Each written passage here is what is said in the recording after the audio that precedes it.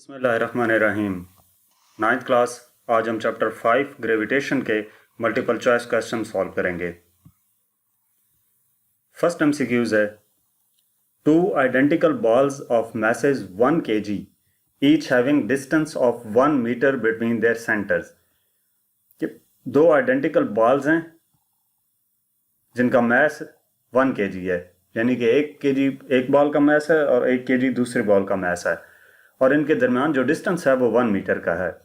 तो gravitational force उनके दरमियान कितनी होगी, तो हम इसको सॉल्व कर लेते हैं बाकायदा।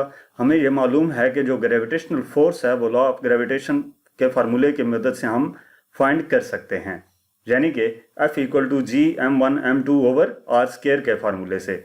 तो G की वैल्यू हमारे पास होती है 6.67 × 10⁻11 इंटू मैस। क्या कंडीशन गिवन थी कि दोनों का मैस 1 kg, तो m1 भी 1 kg और m2 भी 1 पुट किया, दोनों के दरमियान डिस्टेंस 1 था, तो ये 1 स्क्वायर आ जाएगा।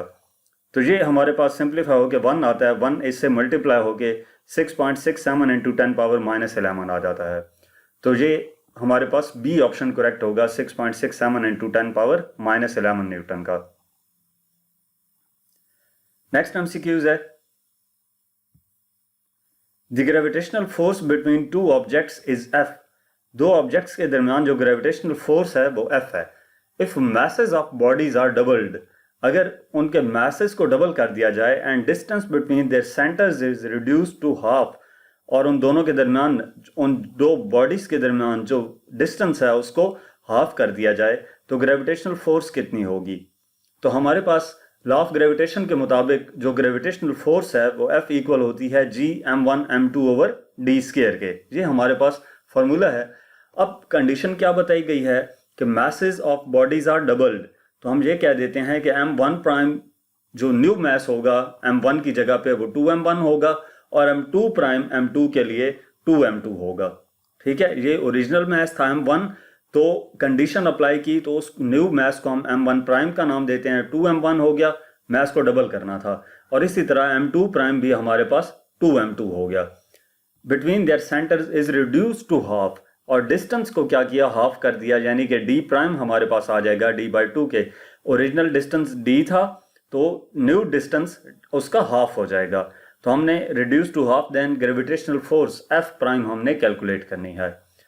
तो हमारे पास यही formula F prime equal to G m1 prime m2 prime over d prime square आ जाएगा। यहाँ पर भी d प्राइम स्क्वायर आएगा। ठीक है, ये आपने इसको ठीक कर लेना है, टाइपिंग मिस्टेक है।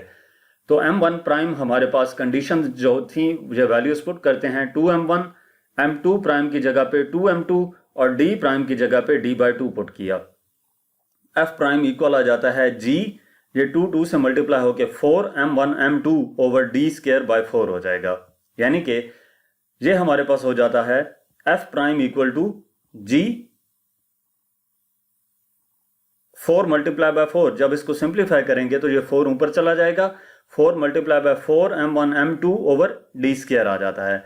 4 से मल्टीप्लाई होके 16 आ जाता है। इस 16 को पहले लिख देते हैं और बाकी टर्म ये बाद में लिख देते हैं। ये जो टर्म है हमारे पास G m1 m2 over d square, ये इक्वल थी F के, तो इसकी जगह पे हम F लिख देते हैं। इसका मतलब ये हुआ कि जब हमने मैसेज को डबल कर दिया था और डिस्टेंस रिड्यूस टू हाफ हो गया था, तो जो हमारे पास न्यू ग्रेविटेशनल फोर्स आएगी वो 16F होगी। तो इसका D ऑप्शन करेक्ट होगा। नेक्स्ट एमसीक्यूज नंबर 3 है, the force of gravity applied by earth on sun is dash that of sun on earth. Force of gravity applied by the earth on sun, यानी कि अर्थ जो सन पे gravity apply कर रही है वो ग्रेटर देन होगी, स्मॉलर देन होगी, सेम एज रहेगी, या समटाइम्स ग्रेटर और स्मॉलर होगी सन ऑन द अर्थ पे। ठीक है, तो इसको भी हम देख लेते हैं। हमारे पास बेसिकली जो फोर्स ऑफ ग्रेविटी अप्लाइड होती है अर्थ जो सन पे अप्लाई कर रही है वो स्मॉलर होती है उससे कि जो सन अर्थ पे अप्लाई करेगा। इसकी रीजन क्या है कि जो सन का मैस है वो काफी ज्यादा है और अर्थ का मैस बहुत कम है सन के निस्बत, तो इस वजह से सन की ग्रेविटेशनल फोर्स ज्यादा होती है। अब बात यह है कि अगर ग्रेविटेशनल फोर्स सन की ज्यादा है तो ये जो जमीन है वो सूरज की तरफ अट्रैक्ट क्यों नहीं हो जाती। तो इसके सिंपल सी बात यह है कि अगर मैं इसको आपको ऐसे समझाऊं जैसे हम एक इंसान अर्थ के ऊपर मौजूद है, तो वो इंसान अर्थ के ऊपर उतनी ही फोर्स इंप्लीमेंट कर रहा है जितनी अर्थ उसके ऊपर फोर्स इंप्लीमेंट कर रही है। ठीक है, यानी कि जो उसका वेट होगा, तो हम अर्थ को अपनी तरफ क्यों नहीं खींचते, अर्थ हमें अपनी तरफ क्यों खींच लेती है। तो इससे मुराद ये है कि हमारा मास बहुत कम है अर्थ के मुकाबले में, इस वजह से अर्थ हमें अपनी तरफ अट्रैक्ट कर लेती है। अब इस केस में भी सूरज को अर्थ को अपनी तरफ अट्रैक्ट कर लेना चाहिए था, लेकिन डिस्टेंस इतना ज्यादा है इन दोनों के दरमियान कि वो जो सन की ग्रेविटेशनल फोर्स है अर्थ पे, वो उसको उस तरह अपनी तरफ अट्रैक्ट नहीं कर पाती। तो इसी वजह से जो अर्थ है वो सन के अक्रॉस ऑर्बिट में रिमूव करती रहती है। अलबत्ता जो हमने आंसर देना था वो आंसर होगा स्मॉलर देन। ठीक है, कि जो अर्थ सन पे ग्रेविटी अप्लाई करेगी वो स्मॉलर देन होगी उस ग्रेविटी के जो सन अर्थ पे अप्लाई करेगा। नेक्स्ट क्वेश्चन है हमारे पास, the weight of a body on the earth is 100 newton. एक बॉडी का वेट अर्थ पे 100 न्यूटन है, उसका वेट मून पे कितना होगा। यानी कि WE वेट ऑन अर्थ हमारे पास है 100 न्यूटन, वेट इक्वल होता है mg के, तो mg हमारे पास आ गया 100। ये जो है W की जगह पे हमने mg लिख दिया। तो इसकी मदद से अगर हम मास कैलकुलेट करना चाहें तो 100/g, यानी कि 100/g की वैल्यू 10 पुट की या 9.8 पुट कर दें, आपकी मर्जी है, तो ये 10 kg आ जाता है। अब वेट ऑन मून मेजर करने के लिए हम क्या करेंगे, वही फार्मूला वेट का यूज करेंगे वेट ऑन मून के लिए, WM = mgm। अब मास हमारे पास 10 था, इनटू gm की value gravity on moon, gravitational acceleration on moon 1.667 होता है, तो WM इक्वल आ जाता है 16.67 न्यूटन के। ठीक है, इसका मतलब ये हुआ कि ये डी ऑप्शन करेक्ट है। Next MCQs number 5, The weight of an object is smallest at poles, मरी, moon, equator. Weight of an object smallest किस पे होगा, हम वेट जो है वो g की वैल्यू पे इफेक्ट कर रहा होता है, डिपेंड कर रहा होता है। हमें ये मालूम है कि W इक्वल होता है mg के, तो वेट ऑफ द ऑब्जेक्ट जो है वो डिपेंड कर रहा होता है value of gravitational acceleration g पे। अब हम जूं जूं जमीन से दूर जाएं तो ग्रेविटेशनल एक्सेलरेशन कम होता जाता है। अब इसमें जो पोल्स, मरी, मून या इक्वेटर हैं, इन चारों में से हमारे पास मून सबसे ज्यादा डिस्टेंस पे है अर्थ से, तो इस वजह से जो हमारे पास है वेट किसी भी ऑब्जेक्ट का वो मून पे सबसे कम होगा। Next MCQ number 6, the value of gravitational field strength near the surface of earth. Gravitational field strength की जो वैल्यू है सरफेस ऑफ अर्थ के नजदीक कितनी होगी।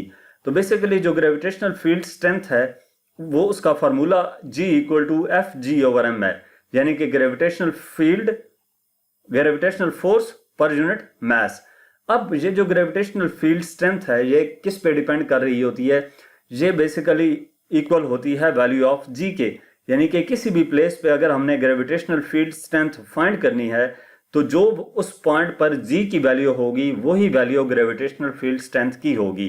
तो इसका मतलब ये है कि value of the gravitational field strength near the surface of the earth, तो near the surface of the earth हमारे पास ग्रेविटेशनल एक्सेलरेशन G की वैल्यू 9.8 होती है, तो इसका मतलब ये है कि यहाँ पर ग्रेविटेशनल फील्ड स्ट्रेंथ भी 9.8 होगी। तो ए ऑप्शन करेक्ट होगा, 9.8 न्यूटन पर किलोग्राम।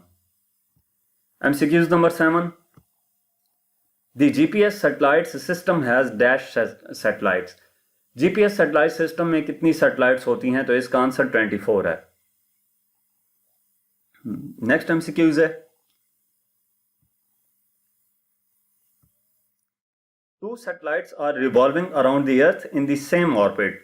2 सैटेलाइट्स हैं और वो अर्थ के गिर्द रिवॉल्व कर रही हैं सेम ऑर्बिट में। Which one will have the greater orbital speed? उनमें से किसकी ऑर्बिटल स्पीड ज्यादा होगी। तो हम इसको सॉल्व करते हैं। हमारे पास जो ऑर्बिटल स्पीड है उसके लिए फॉर्मूला है V0 = √gr।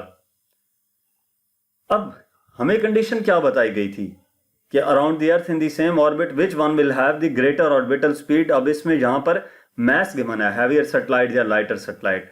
तो अगर हम फार्मूले पे नजर दौड़ाएं तो ये जो ऑर्बिटल स्पीड है वो मैस पे डिपेंड ही नहीं कर रही। Orbital speed does not depends upon the mass. तो इसका मतलब ये हुआ कि जो सैटेलाइट है, दोनों सैटेलाइट्स हैं, उनके रोटेट करने की स्पीड सेम रहेगी। क्योंकि वो सेम ऑर्बिट में मूव कर रही हैं, इस वजह से उनकी जो रोटेट करने की स्पीड है वो सेम रहेगी। नेक्स्ट एमसीक्यूज नंबर 9 है, what will be the effect on orbital velocity of satellite if mass of the earth increases 4 times but radius of the earth remains the same।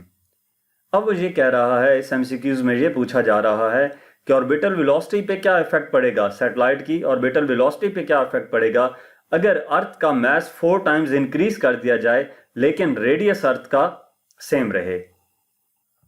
तो इसमें orbital velocity हमारे पास जो satellite की है किसी भी orbit में, उसका formula v not equal to under root g_m_e/r है। अगर न्यू मास हमारे पास m_e प्राइम हो तो कंडीशन के मुताबिक 4 टाइम्स उसको इंक्रीज किया था, यानी कि 4m_e हो जाएगा, और v नॉट प्राइम हम कैलकुलेट करेंगे जो न्यू वेलोसिटी आएगी ऑर्बिटल वेलोसिटी।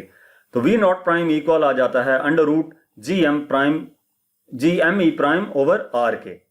ठीक है, यही फार्मूला, जस्ट v नॉट और m_e प्राइम लगा दिया, बाकी g और r तो इसमें कांस्टेंट रहेंगे।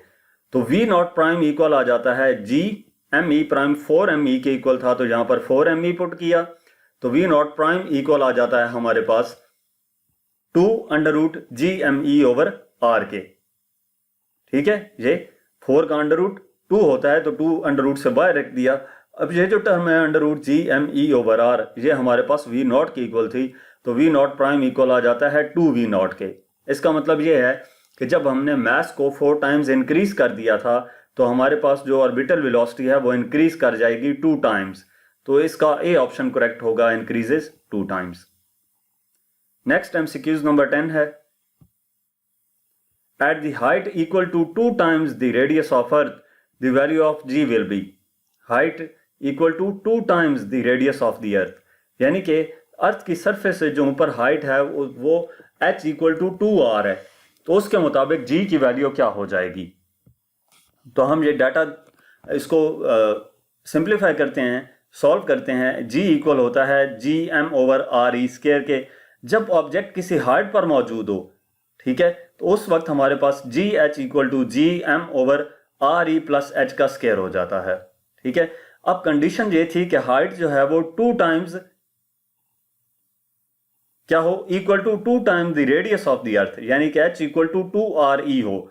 तो h की जगह पर हमने 2re कंडीशन के मुताबिक पुट किया, तो ये 2re प्लस re 3re हो जाता है, स्क्वायर ओपन करेंगे तो 9re² आ जाएगा। 1/9 पहले लिख देंगे तो ये बाकी g_m/re² आ जाएगा। ये जो g_m/re² है ये टर्म हमारे पास g के इक्वल थी, तो 1/9 g आ जाता है, यानी कि g/9 आ जाएगा। जो न्यू ग्रेविटेशनल g की वैल्यू आएगी वो हमारे पास क्या होगी, g/9, यानी कि ए ऑप्शन करेक्ट होगा। नेक्स्ट, इस चैप्टर का लास्ट एमसीक्यूज है, the value of g decreases with.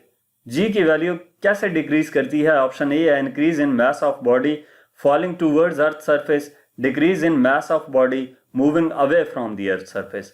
तो इसका आंसर यह है कि जो जो ज़मीन की सरफेस से, ज़मीन के सेंटर से दूर जाया जाए, जो ग्रेविटेशनल एक्सेलरेशन g की वैल्यू है वो कम होती जाती है। Value of g depends upon the distance from the centre of earth, it decreases with altitude, यानी कि हाइट जितनी ज़्यादा होती जाएगी g की वैल्यू कम होती जाएगी।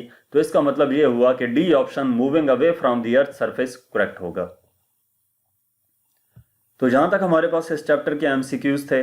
मजीद किसी भी चैप्टर की एक्सरसाइज का सोल्यूशन देखने के लिए आप हमारी वेबसाइट विजिट कर सकते हैं। इसके अलावा आप हमें इंस्टाग्राम, फेसबुक और यूट्यूब पर फॉलो करें। Thank you.